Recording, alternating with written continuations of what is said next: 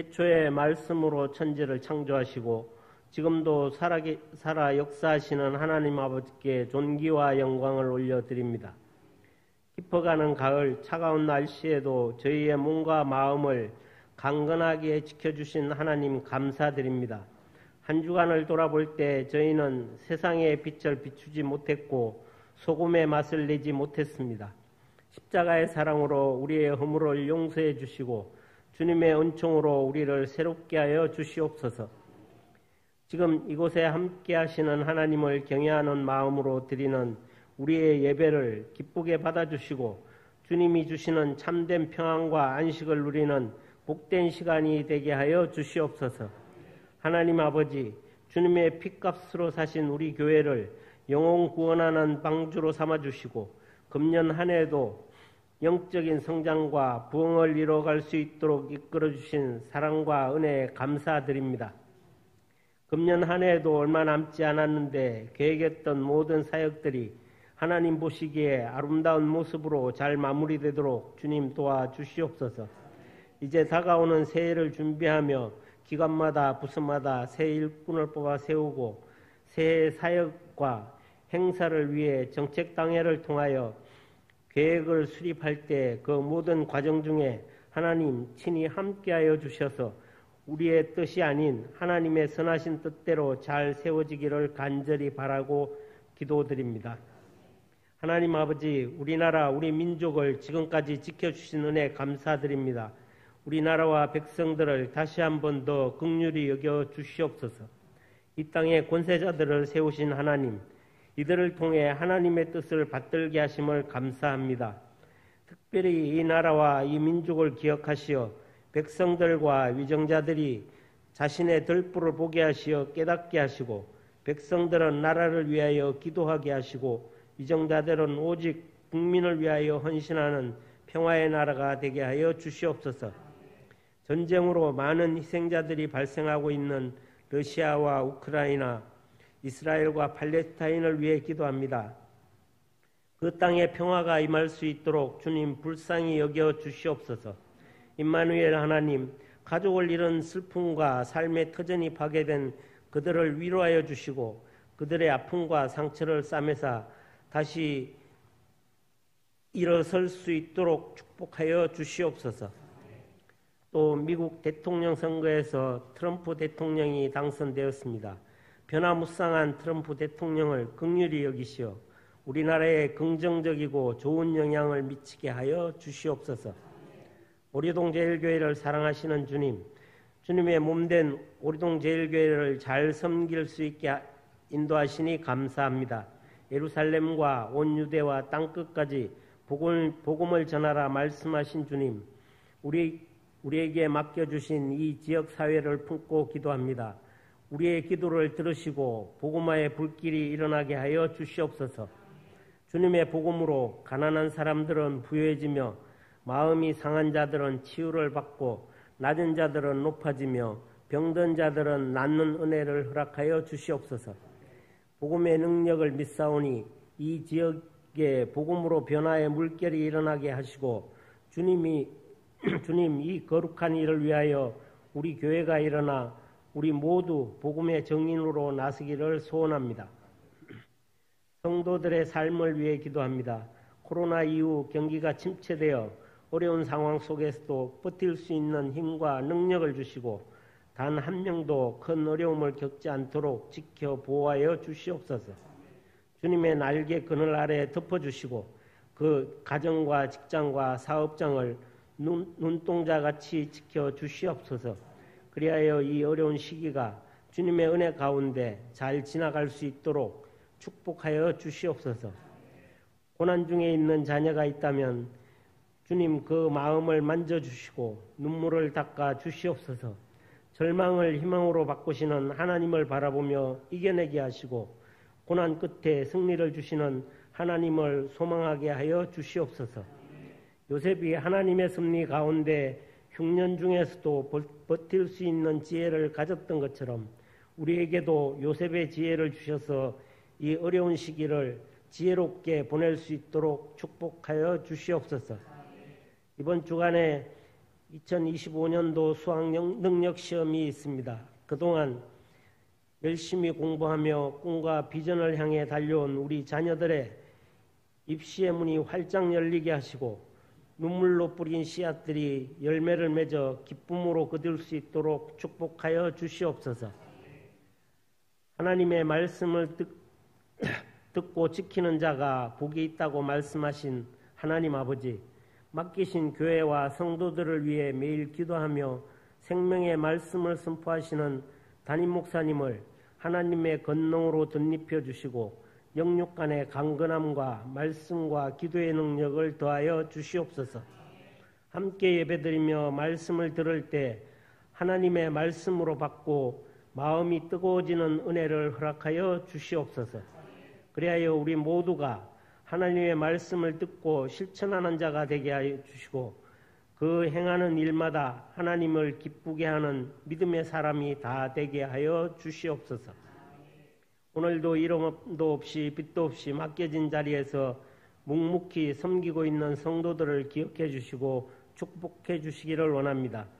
찬양하는 찬양대의 아름다운 목소리를 받아주시고 교사들을 통하여 다음 세대가 다윗과 같은 사랑스러운 믿음의 자녀로 자라나게 하여 주시옵소서. 식당에서 봉사하는 분들의 섬김을 기억하여 주시고 식사자리를 통하여 아름다운 성도의 교제가 더욱 풍성하게 하여 주시옵소서. 안내팀, 새가족 섬김이 등을 기억하시고 그들의 아름다운 헌신을 통하여 우리 교회가 더욱 든든히 서가게 하여 주시옵소서. 성령의 열매가 풍성한 가을이 되기를 원하오며 예수 그리스도의 이름으로 기도드립니다. 아멘.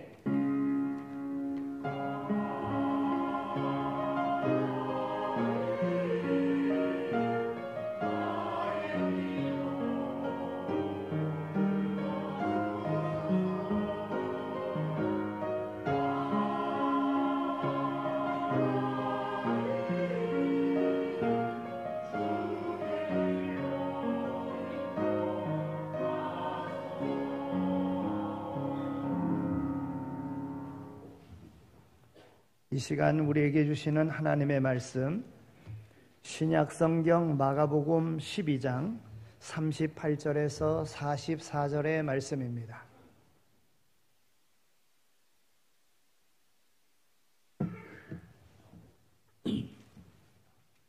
마가복음 12장 38절에서 마지막 44절에 있는 말씀 이제 봉독해 드리겠습니다.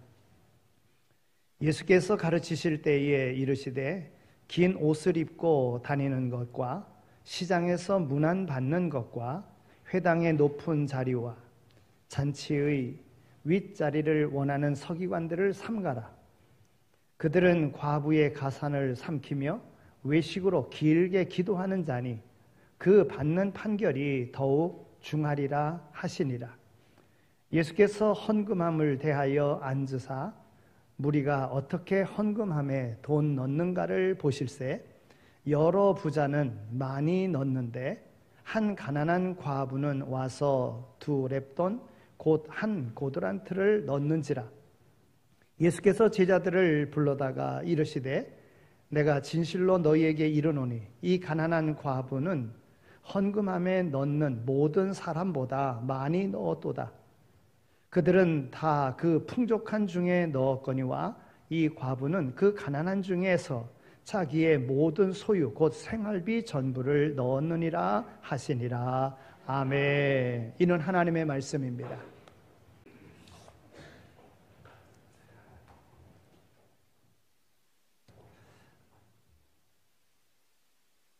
한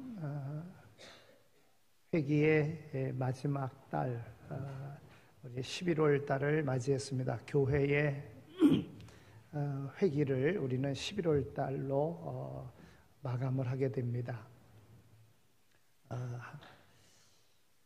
지난주일 우리가 그 추수감사주일로 지키면서 한 해 동안 하나님께서 베풀으신 은혜들을 우리가 함께 나누는 그런 시간을 가졌었고요. 또 오늘은 우리가 1년 동안 하나님께 받은 은혜에 대한 것을 우리가 어떻게 감당해 왔는가를 돌아보면서 하나님이 우리 주님이 기뻐 받으시는 우리의 삶은 무엇인가 하는 그런 관점에서 오늘 본문 말씀을 준비했습니다. 오늘 본문에서 예수님은 아주 대조적인 두 부류의 사람을 언급하고 있습니다. 먼저는 서기관입니다.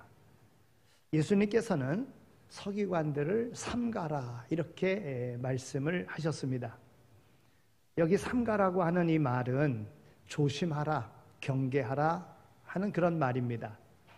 즉 그들을 부러워하지 말며 본받지 말라, 그들에게 물들지 않도록 하라 하는 그런 뜻입니다. 그렇게 말씀하시면서 예수님께서 모든 서기관들을 싸잡아서 비판하신 것은 아닙니다. 오늘 본문 38절에서 39절에 있는 말씀을 보면 서기관들 가운데서도 긴 옷을 입고 다니는 것과 시장에서 문안받는 것과 회당의 높은 자리와 잔치의 윗자리를 원하는 서기관들을 삼가라 이렇게 말씀하신 것입니다. 여기 긴 옷을 입고 다니는 것을 삼가라, 여기 긴 옷을 입고 다닌다고 하는 이 말은, 이 긴 옷은요 회당에서 공식적인 기도나 다른 종교적 행사 때에 제사장이나 레위인이나 서기관들이 걸치는 일종의 예복입니다. 발까지 내려올 정도로 길고 끝에는 역시 긴 술이 달려있는 그러한 흰색 옷입니다. 서기관들은 일반적으로 존경받는 그러한 사람들이었습니다. 그들이 하는 말은 최고의 권위를 지니는 것으로 그들의 말을 지켜 행하려고 사람들은 힘썼습니다. 그들이 길거리나 시장을 지날 때가 되면 장사하는 사람, 바쁜 사람들을 말고는 일어나서 그들에게 경의를 표하곤 했습니다.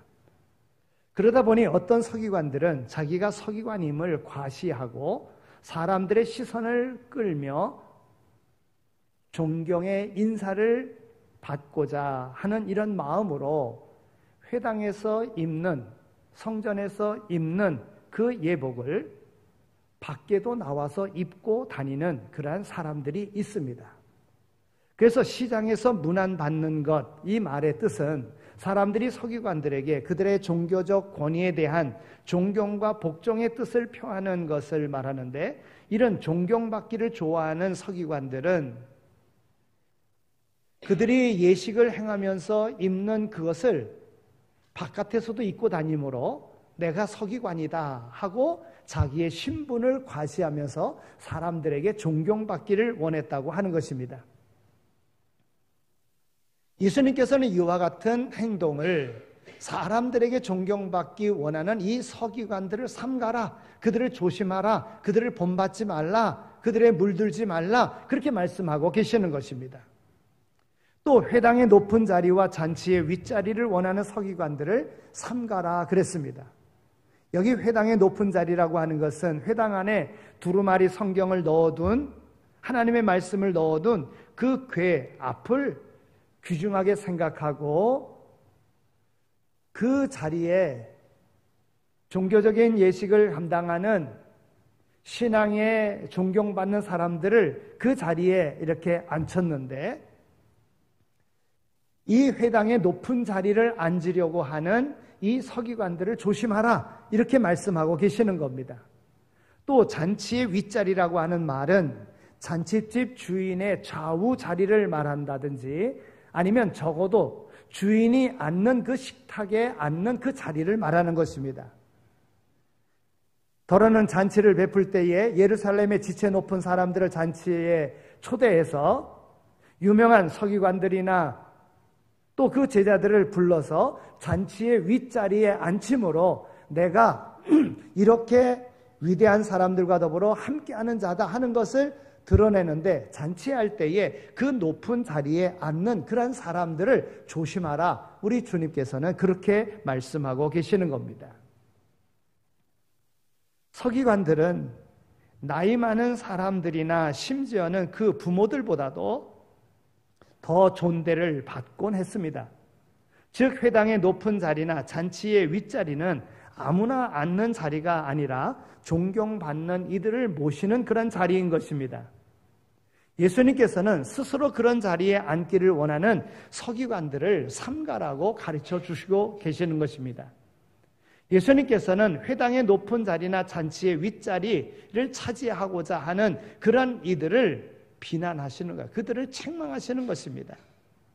사람들로부터 존경받고 높은 자리에 앉으며 인사받는 것 그 자체를 탐내는 거짓으로 경건한 척하는 모든 사람들, 남들보다 더 대접받기를 원하는, 스스로 높은 자리에 앉기를 원하는 그러한 행위를 우리 주님께서는 비판하시는 것입니다. 선하고 순수한 뜻이 아니라 헛된 욕심이 앞서고 겸손이 아니라 교만이 마음속을 차지하게 하며 또한 하나님께만 영광을 돌려야 할 터인데 하나님께 영광 돌리는 것을 자기가 영광 받으려고 하는 그런 생각을 가지고 있는 이들을 경계하라 하는 그런 말씀인 것입니다. 오늘 본문에서 서기관들에 대한 예수님의 이 비판은 여기서 그치지 않습니다. 더 심각한 비판이 40절에 나와 있습니다. 여러분 40절 말씀을 우리 함께 읽겠습니다. 자, 40절 말씀을 읽겠습니다. 시작.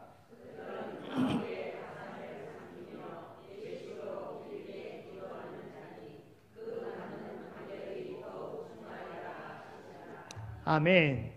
그들은 과부의 가산을 삼키며 외식으로 길게 기도하는 자니 그 받는 판결이 더욱 중하리라.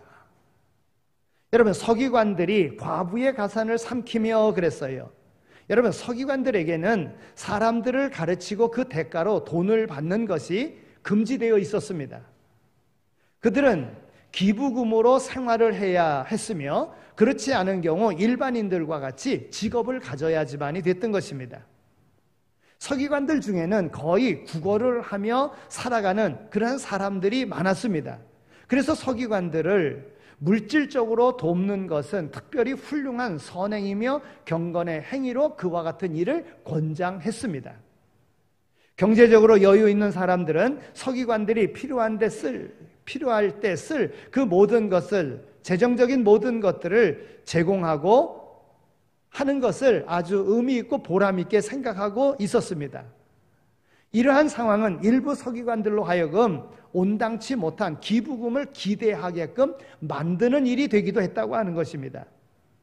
아마도 서기관 중에는 돈 많은 과부들의 비율을 맞추면서 그 과부가 자기의 가산을 몽땅 기증하면 그 과부의 기증한 그 모든 재산을 자기 것으로 만들고자 하는 그러한 법적 수단을 강구하는 이들도 있었다고 봅니다. 또 어떤 서기관들은 과부들로부터 두둑한 기부금을 받아내려고 특별하게 길게 위하여 기도해주는, 외식적인 그러한 길게 기도해주는 일도 있었던 것으로 보여집니다. 예수님께서는 이러한 탐욕과 외식에 사로잡힌 서기관들을 가리키면서 그 받는 판결이 더 심하다 이렇게 말씀하고 계시는 것입니다. 과부를 상대로 한 서기관들의 이러한 타락 행위는 사실은 하나님을 상대로 한 범죄 행위라고 하는 것입니다. 왜냐하면 과부는 특별히 관심을 기울여주며 보호해주며 배려해줘야 된다고 하나님은 명령하셨습니다. 그런데 과부의 것을 도리어 탐하고 그것을 뺏으려고 하는 서기관들을, 또 자기의 직분을 이용해서 자기가 영광 받으려고 하는 이 서기관들을 예수님께서는 책망하고 계시는 것입니다. 여러분, 이거는 서기관들 일이지 나와는 상관없는 일이다, 이렇게 생각을 하면은 오산입니다. 오늘 성경에 기록되어져 있는 인물들을 통해서 예수님은 오늘 우리를 교훈하고자 합니다. 교회를 봉사할 때 자기가 영광 받으려고 어떤 목적을 가지고 한다면 그것은 옳은 것이 아닙니다. 하나님께 돌아갈 영광을 자기가 가로채려고 하면 이것은 옳은 것이 아닙니다. 바로 예수님께서 서기관들의 이런 잘못된 행위를 비판하고 계시는 거예요. 잘못됐다고 판단해주며 예수님을 따르는 제자들에게 엄히 경고해주고 계시는 것입니다. 성경은 과부들의 것을 빼앗으라고 말씀하시지 않고 그들을 도리어 돌봐주라고 말씀합니다. 출애굽기 22장 22절에서 24절까지에 있는 말씀을 보면 너는 과부나 고아를 해롭게 하지 말라. 내가 만일 그들을 해롭게 함으로 그들이 내게 부르짖으면 내가 반드시 그 부르짖음을 들으리라. 나의 노가 맹렬함으로 내가 칼로 너희를 죽이리니 너희의 아내는 과부가 되고 너희 자녀는 고아가 되리라. 엄하게 하나님이 말씀하셨습니다. 신명기 10장 18절에 있는 말씀을 보면 하나님께서는 고아와 과부를 위하여 정의를 행하시며 나그네를 사랑하여 그에게 떡과 옷을 주라고 말씀하고 계십니다. 또 신명기 24장 17절에 있는 말씀을 보면 너는 객이나 고아의 송사를 억울하게 하지 말며 과부의 옷을 전당 잡지 말라 이렇게 말씀하고 있습니다. 또 이어서 19절에서 21절까지 있는 말씀을 보면 내가 밭에서 곡식을 벨 때에 그 한 묻을 밭에 잊어버렸거든 다시 가서 가져오지 말고 나그네와 고아와 과부를 위하여 남겨두라. 그리하면 내 하나님 여호와께서 내 손으로 하는 모든 일에 복을 내리시리라. 내가 내 감람나무를 떤 후에 그 가지를 다시 살피지 말고 그 남은 것은 객과 고아와 과부를 위하여 남겨두며 내가 내 포도를 딴 후에 그 남은 것을 다시 따지 말고 객과 고아와 과부를 위하여 남겨두라 그랬습니다. 또 신명기 27장 19절에 있는 말씀을 보면 객이나 고아나 과부의 송사를 억울하게 하는 자는 저주를 받으리라 할 것이요 모든 백성은 아멘 할지니라 그랬습니다. 신명기 26장 12절에서 13절까지 있는 말씀을 보더라도 이스라엘 백성이 토지 소산의 11조로 레위인과 함께 과부와 고아를 배불리 먹게 하면 하나님께서 범사에 복을 주시리라 말씀했습니다. 여러분 11조는 레위인의 목 아니겠습니까? 그런데 고아와 과부와 나그네들에게도 11조를 줄 정도로 그렇게 배려하고 계시는 것이 하나님의 마음이라는 거예요. 여러분 당시에 고아나 과부나 나그네들은 어렵게 살 수밖에 없는 그러한 시대적인 상황이었습니다. 그래서 누군가 돌봐주지 않으면 안 되는 이런 상황이었습니다. 그래서 하나님께서는 법으로 제도적으로 그들을 돌봐주라고 그렇게 말씀하고 있는 겁니다. 이렇게 과부는 이스라엘 백성들에게 있어서 특별한 보호와 배려의 대상이었습니다. 그런데 그런 사람들을 상대로 가산을 삼키는 행위를 한다는 것 용납될 수 없는 일이라고 하는 겁니다. 그래서 서기관들의 이런 잘못된 것을 우리 주님이 판단하시고 그들에게 엄히 경고하시는 내용이 바로 오늘 우리에게 주시는 말씀인 것입니다. 오늘 본문의 앞부분에서 공명심과 탐욕에 사로잡혀 위선과 외식을 일삼는 서기관들을 언급하신 예수님께서 41절 이에 대비시켜 한 과부를 예를 들어 그의 삶에 대한 것을 말씀해 주고 있습니다. 41절에 있는 말씀을 보면 예수께서 헌금함을 대하여 앉으사 무리가 어떻게 헌금함에 돈 넣는 것을 보실세 그랬어요. 예수님께서 사람들이 헌금하는 모습을 잘 볼 수 있는 위치에 자리를 잡으시고 헌금하는 사람들을 일일이 지켜보신 것 같습니다. 그 사람들 가운데는 헌금을 많이 넣는 부자도 여럿 있었는데 한 가난한 과부가 와서 2렙돈을 헌금함에 넣는 것을 보시고 제자들을 부르시고 말씀하신 것입니다. 이제 43절과 44절 말씀을 우리 또 함께 읽겠습니다. 시작.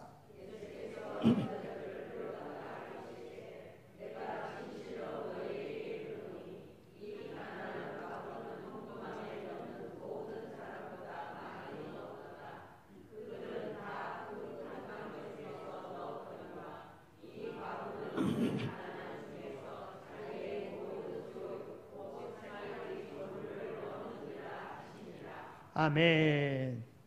여기 렙돈은요, 예수님 당시에 팔레스타인에서 통용되어지는 동전 중에 아주 가장 작은 동전입니다.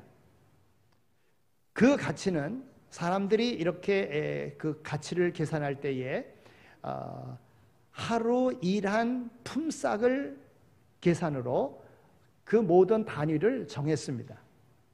그래서 하루 장정 하루 일해서 그 받는 돈이 한 데나리온입니다. 그러니까 데나리온이라고 하는 그 화폐 단위는 사람이 하루 일한 일당에 해당하는 거예요.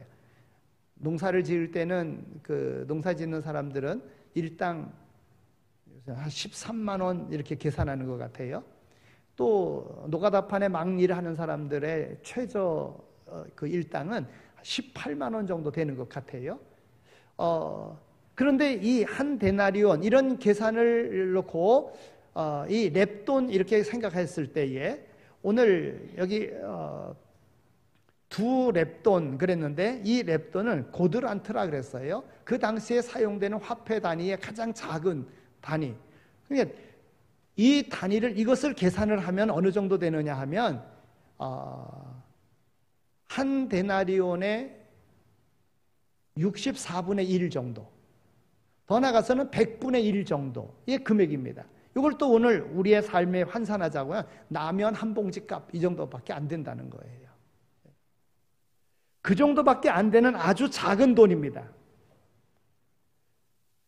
근데 이 과부는요, 그에게 있는 이 돈을 완전히 하나님 앞에 다 헌금했다고 하는 것입니다. 예수님께서 뭐라고 말씀하십니까? 생활비 전부를 헌금했다고 하는 거예요. 이 과부의 헌금 행위는 그리고 나서 어찌 살 것인가 하는 염려를 전적으로 하나님 앞에 맡기는 믿음의 행위였다는 것이죠. 즉 하나님에 대한 절대적인 신뢰를 드러내는 행위라고 예수님께서는 이 과부의 적은 헌금의 액수를 칭찬하신 것입니다. 지금까지도 지켜주시고 살게 해주신 하나님의 은혜에 대한 감사이며 하나님께서 또 계속해서 책임져 주시고 먹고 살 수 있게 해주실 것을 전혀 의심하지 않으면서 갖고 있는 모든 것을 하나님 앞에 드리는 기뻐하는 그러한 믿음의 행위로 볼 수 있다 하는 것입니다. 앞서 예수님께서 언급하신 서기관들의 탐욕스러운 그런 가식적인 믿음의 생활과는 극명하게 대립되는 순수한 신앙의 모습으로 이 과부의 헌금 행위를 우리는 볼 수가 있습니다.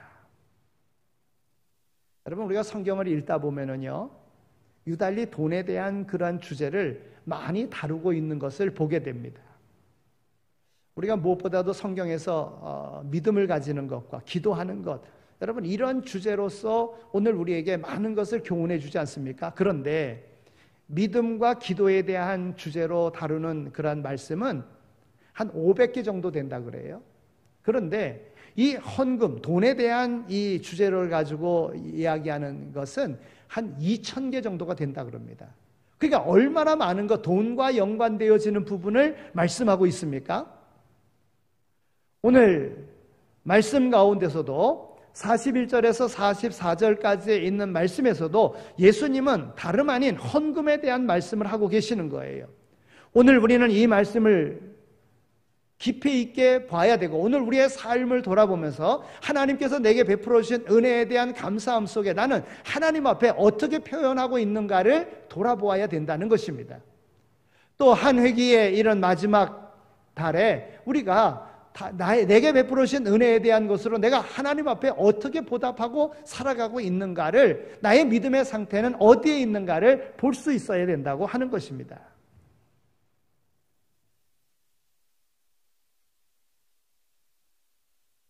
다양한 부류의 사람들이 와서 헌금을 하는데 특히 두 가지 정반대되는 사람이 눈에 잡혔습니다. 41절 후반절에와 42절에 있는 말씀을 보면 여러 부자는 많이 넣는데 한 가난한 과부는 와서 두 렙돈 곧 한 고드란트를 넣는지라 그랬어요.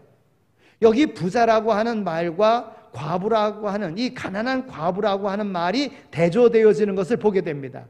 게다가 부자는 여럿인데 반해서 가난한 과부는 혼자인 것입니다. 예수님께서 이 헌금을 통해서 우리에게 주시고자 하는 교훈이 무엇입니까? 43절, 44절 읽으신 대로 예수님께서 제자들을 불러다가 이르시되 하면서 내가 진실로 너희에게 이르노니 그랬어요. 그리고 이 가난한 과부는 자기의 가지고 있는 모든 것 생활비 전부를 넣었느니라 하고 칭찬하십니다. 여러분, 예수님은 뜻밖에도 가난한 과부를 칭찬하셨어요. 그렇다면 가난한 과부를 칭찬하신 예수님께서 보신 헌금의 기준은 무엇이겠는가라는 거예요. 여러분, 이것은 오늘 우리에게도 적용되는 부분이라고 봅니다. 첫째는 예수님은 참된 마음으로 하는 헌금을 기뻐하신다는 거예요. 앞에 서기관들은 어땠습니까? 하나님이 정해주신 바 그 직분에 따라서 일을 하는데 자기를 과시하고 자기를 드러내고자 하는 그런 마음으로 했어요. 여기 부자들은 부자이기 때문에 많은 헌금을 했어요. 그러나 예수님께서는 그 많이 하는 것보다도 참 마음으로 하는 것을 우리 주님은 기뻐 받으신다고 하는 겁니다. 예수님이 과부의 헌금을 칭찬하신 장면, 바로 앞에서 예수님께서 서기관들의 위선과 탐욕을 책망하신 내용이 나옵니다. 그들은 긴 예복을 입고 다니면서 또한 장터에서 인사받기를 좋아했어요. 회당에서는 높은 자리에 앉기를 좋아했어요. 잔치 자리에서는 윗자리에 앉기를 좋아했습니다. 한마디로 남에게 보이기 위해서 신앙생활을 했던 자들이라고 하는 것입니다. 서기관들의 관심은 언제나 자신의 체면과 명예를 얻는 데 있었다는 거예요. 그것이 그들의 신앙생활의 동기였습니다. 불순한 동기지요. 우리 주님이 기뻐하실 만한 그런 동기가 아니에요. 사람에게 보이려고, 사람에게 인기 얻으려고 하는 것, 우리 주님은 기뻐하시지 않는다는 것입니다. 도리어 주님은 그들의 행위를 삼가라 이렇게 말씀하고 계시는 거예요. 하나님보다 언제나 자신의 이기심이 앞섰던 것입니다. 그래서 그 서기관들을 책망하신 거예요. 하지만 가난한 이 과부는 참 마음으로 하나님을 사랑하는 순수한 동기로 헌금을 드린 것입니다. 그러므로 오늘 우리는 하나님께 예물을 드릴 때에 가장 먼저 우리의 마음 상태를 점검해야 될 줄로 믿습니다. 참 마음으로 하나님을 사랑해서 내게 있는 가장 귀한 것을 주님께 드리고 있는지를 살펴보아야 된다는 거예요. 여러분, 하나님은요, 오늘 우리에게 가장 귀한 것을 주셨습니다. 출애굽기에 있는 말씀을 보면은요, 레위기에 있는 말씀을 보더라도 그렇습니다. 하나님께서 오늘 우리에게 주신 것은 가장 귀한 것을 주셨어요. 이스라엘 백성들을 애굽에서 구원해 낼 때에 하나님께서 이스라엘 백성들에게는 처음 열매 초태생들이 죽는 것을 막아주셨어요. 그리고 그것은 하나님의 것이라고 말씀하십니다. 근데 그와 같은 은혜를 받은 자들이 바로 이스라엘 백성인 거예요. 하나님은 오늘 우리에게 가장 귀한 것을 주셨습니다. 그래서 오늘 우리가 하나님 앞에 드릴 때도 먼저 마음이 드려지게 되면, 하나님께 받은 은혜에 대한 마음을 드리게 되어지면 하나님께서는 더 풍족하게 우리에게 주신다는 거예요.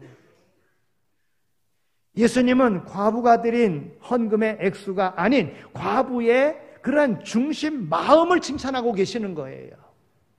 그러니까 오늘 우리가 신앙생활할 때 우리 주님은 뭘 기뻐하시는가, 주님의 판단은 어떤 것인가를 우리가 알고 오늘 우리의 마음을 주님께 드린다고 하면 그 다음에 모든 문제는 다 해결되는 거예요. 여러분, 마음이 딴 데 가 있으면 그 일이 제대로 되겠어요? 마음이 중요한 거예요. 마음. 네. 예수님은 참된 마음의 그 헌금을 우리 주님은 기뻐하신다고 하는 거예요. 두 번째로 예수님은 감사하는 마음으로 하는 헌금을 기뻐하십니다. 예수님은 과부가 드린 2렙돈은 가난한 가운데 가진 모든 것을 헌금했다고 칭찬하셨어요. 이 여인은 왜 이런 엄청난 희생을 감수했겠습니까? 하나님으로부터 받은 은혜가 너무나도 커서 감사한 마음으로 자기 생활비 전부를 드렸다는 것입니다. 여러분, 진정한 헌금은요, 하나님과 사람들로부터 받은 그러한 은덕을 감사하는 마음으로 드리는 것입니다. 우리가 드리는 헌금은 오늘 우리의 감사 지수와 비례한다는 사실을 잊어서는 안 되는 것입니다.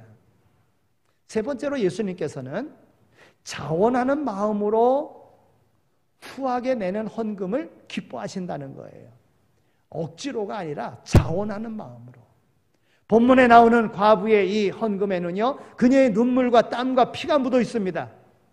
물론 액수로는 적지만은 부자들의 헌금에 그러한 훨씬 못 미치지만, 하지만 두 렙돈 뒤에는 엄청난 희생이 숨겨져 있습니다. 예수님도 이것을 아셨습니다. 그래서 44절에 이렇게 칭찬하시잖아요. 이 과부는 가난한 중에서 자기의 모든 소유 곧 생활비 전부를 넣었느니라, 이렇게 칭찬하시잖아요.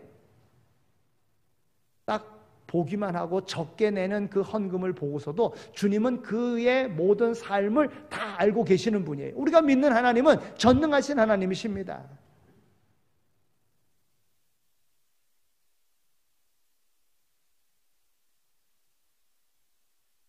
어떻게 보면 이 과부의 두 렙돈은 그의 생명과도 같은 것이다, 이렇게 볼 수가 있어요. 자신의 모든 것을 희생하는 이 여인은 장차 십자가에 달려서 당신의 전부를 희생하실 예수님을 미리 보여주는 겁니다. 고린도후서 8장 9절에 있는 말씀을 보면 이렇게 기록되어져 있습니다. 우리 주 예수 그리스도의 은혜를 너희가 알거니와 부요하신 이로써 너희를 위하여 가난하게 되심은 그가 가난함으로 말미암아 너희를 부요하게 하심이라. 여러분, 우리 주님께서 부요하신 분입니다. 창조주이십니다. 전능하신 분이십니다. 하나님이십니다. 그런데도 불구하고 인간의 몸을 입고 우리 가운데 오셔서 우리의 죄를 대신하여 십자가에 죽으심은 오늘 우리로 하여금 부요하게 하시기 위해서 그런 거예요. 바로 이 과부의 이 두 렙돈 적은 헌금은요, 자원하는 마음으로 이 은혜를 알고 하나님 앞에 드린 것입니다. 우리가 하나님 앞에 드리는 헌금은요, 전기세를 내거나 세금을 내는 것과 같이 어쩔 수 없이 의무적으로 하는 행위가 아닙니다. 하나님이 내게 어떤 분인가를 믿을 때, 내게 어떻게 역사하시는 분인가를 확신할 때, 이 헌금을 통해서 자기 신앙을 보여줄 수 있는 거라는 거예요. 물론 내게 하나님이 가장 소중한 분이라고 하는 사실을 나타내는 수많은 방법이 있습니다만은, 성경은 오늘 우리에게 물질이 있는 곳에 내 마음이 있다 그랬어요. 예수님의 말처럼 헌금보다 더 확실하게 우리가 하나님을 사랑하는 방법은 없을 것입니다. 오늘 하나님께로부터 사랑받았기에, 하나님의 놀라운 은혜를 받았기에 하나님의 나라를 위하여 헌신하는 것, 여러분, 이것은 하나님의 은혜를 알지 못하고서는 할 수 없는 거예요. 그러나 하더라도 서기관과 같이 자기를 드러내기 위해서, 자기 목적을 이루기 위해서 하는 것, 이것은 주님께로부터 책망받을 일이라고 하는 겁니다.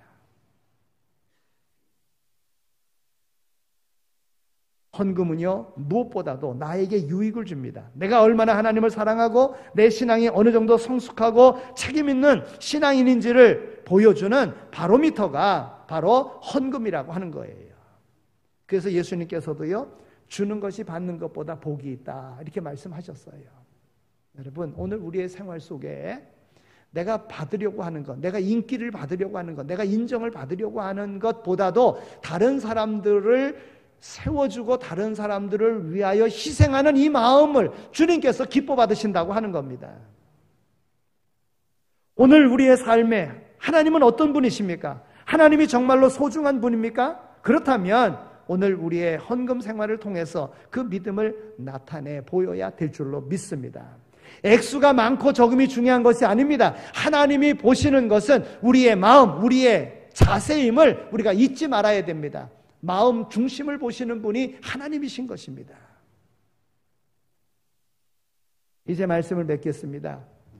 유대교 신앙의 대변인으로 권위를 자랑하던 서기관들의 이 공명심과 탐욕과 위선과 가식을 날카롭게 관찰하시고 질타하신 예수님의 눈길은 그 앞에서 오늘 우리가 우리 자신의 신앙의 모습을 우리가 돌아볼 수 있게 하고 있다는 것입니다. 옛날 서기관들의 모습이 지금까지 나의 모습은 아닌지 짚어볼 수 있어야 되는 것입니다. 예수님의 날카로운 눈길 앞에서 나는 얼마나 편안할 수 있는지 오늘 우리 자신을 돌아보아야 된다고 하는 것입니다. 서기관을 삼가라 그랬어요. 예수님의 가르침은 오늘 우리의 신앙과 교회 공동체의 삶을 위해서도 매우 중요한 가르침입니다. 예수님께서 비판하신 서기관들처럼 무조건 존경받기를 좋아하다 보면 오히려 경멸을 당하게 되는 법입니다.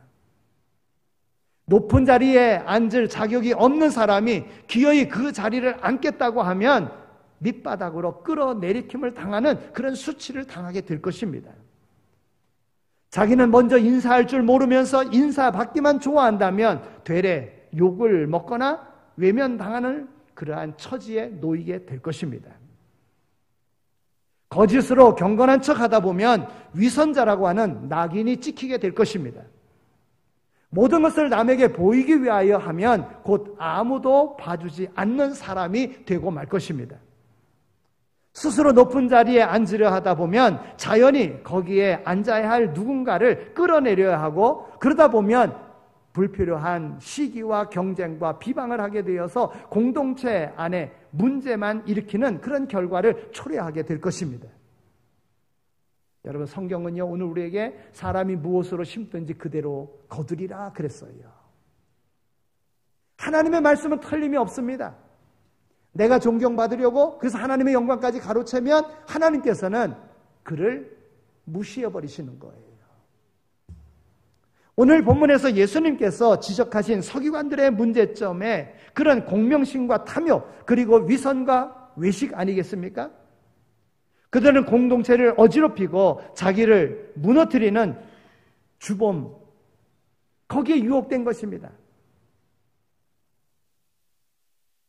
우리 모두 이것을 삼가함으로써 개인의 경건과 공동체의 덕을 동시에 바로 세워나가는 오늘 우리 모두가 다 되어야 될 줄로 믿습니다. 우리의 신실하고 충성된 그러한 삶의 모습으로 나가야 될 것입니다. 오늘 내가 중직자라고 하면 더더욱 교우들의 눈과 그들의 삶을 돌아보며 그들 앞에 믿음의 본이 되는 그런 자리로 나가야지만이 될 것입니다. 그리고 교우들의 눈보다도 하나님의 눈을 두려워하는 마음으로 살아야 될 것입니다. 그러면 그 삶은 우리 주님께로부터 칭찬받는 그러한 삶이 될 줄로 믿습니다.